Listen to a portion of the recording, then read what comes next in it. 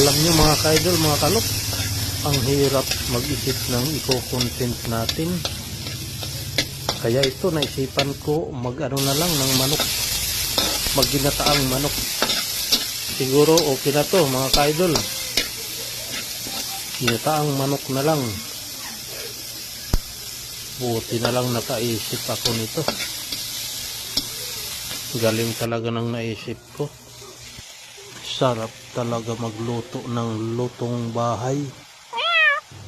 Yun, pati pusa nasasarapan. Sigurado na naman to ang only rice mga kalok. Mga ka-idol, kainan na naman. Yan, lagyan natin ng sayote kasi walang papaya.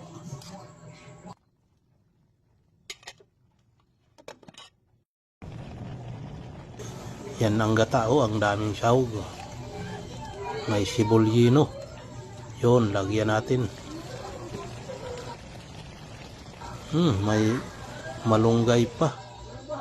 Galing ko talaga mag-isip mga kalods, mga ka-idol. Wow! Thank you for watching mga kalods. Salamat.